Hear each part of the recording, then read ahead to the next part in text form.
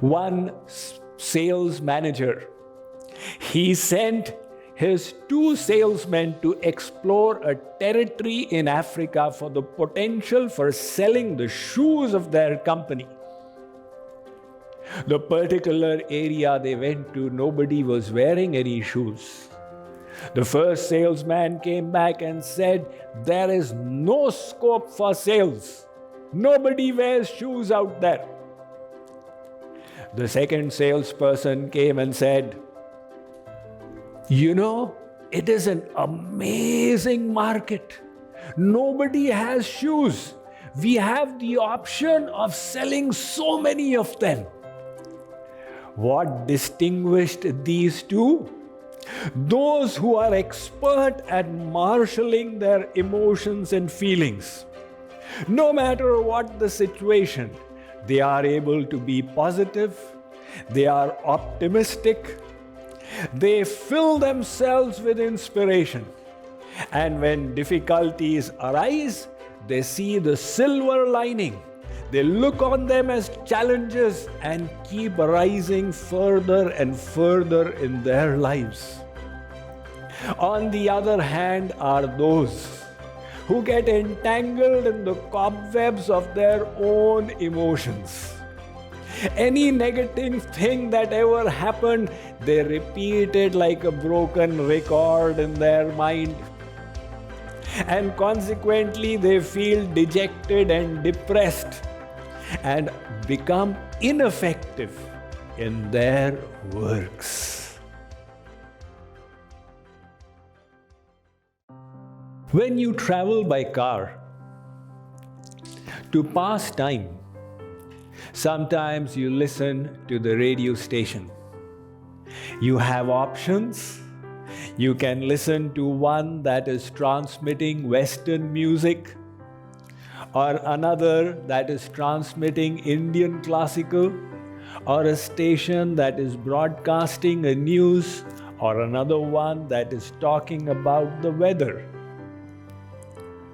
Similarly, we have within us 2 broadcasting stations. One is Radio P and the other is Radio N. Radio P is the channel within us that speaks to us positively. And Radio N is our own channel that gives us negative messages. Let us say, for example, your boss called you over to his office. He gave you an appraisal of your work and he highlighted the good that you did, but also mentioned the areas in which you could improve yourself. Now, you go home at night.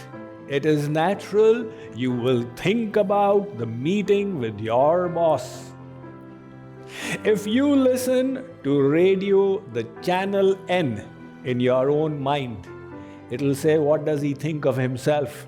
I did so many good things, he ignored it completely. And he's only focusing on the bad. Who doesn't have these defects in them?" In other words, your mind will fill up with negativity. And instead, if you tune in to the Radio P, it will say, he was trying to help. He gave so many positive feedbacks, but nobody is perfect. If he pointed out my mistakes, it is a big support I have from this mentor of mine, which will help me move forward. I am grateful to him for all his suggestions. Look at the different perspective you can have merely by which channel in your mind you tune into. And the option is in your hands. It was the same situation. The way you talk to yourself about it made such a difference. The interesting thing is that the station which we repeatedly choose, we get logged into it. If you are constantly listening to negativity, your mind develops a taste for it. And every time you tune into that. So those who are intelligent, they realize their happiness, their positivity depends on the way they speak to themselves. Take a look at the greatest inventor in history, Thomas Alva Edison, who had 1,093 American patents to his name. Now, Thomas Edison was not born a genius.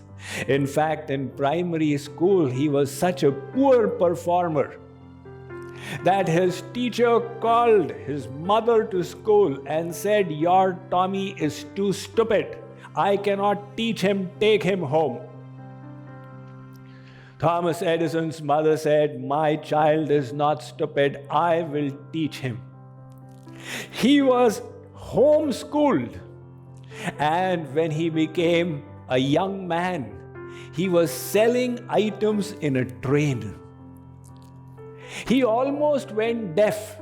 He had ear infection, and a train conductor whacked him on the head, the consequence of which for few years he was practically deaf.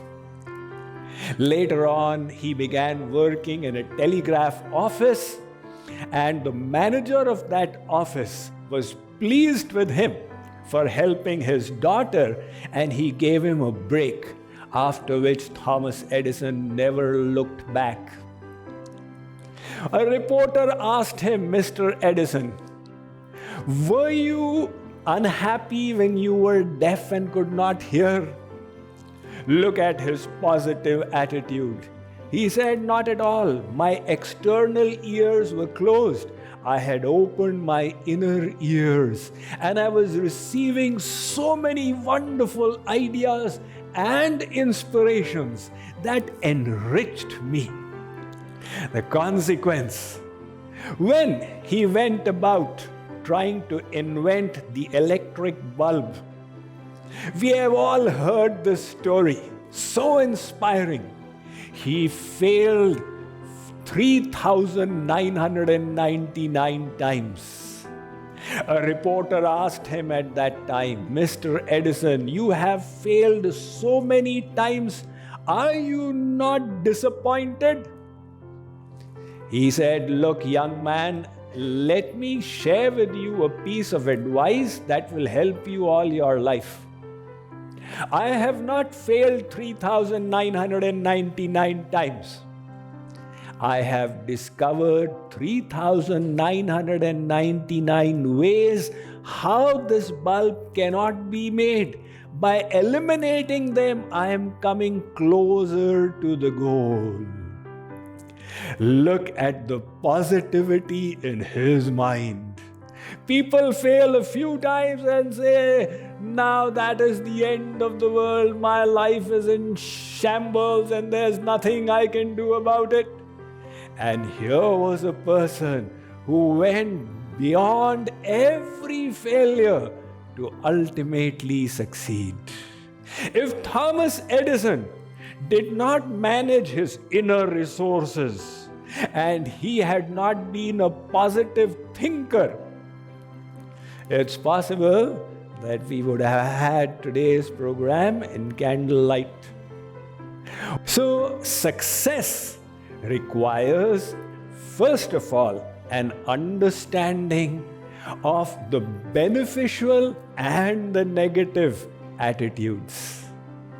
The second, an exercise of our free will to choose these beneficial attitudes.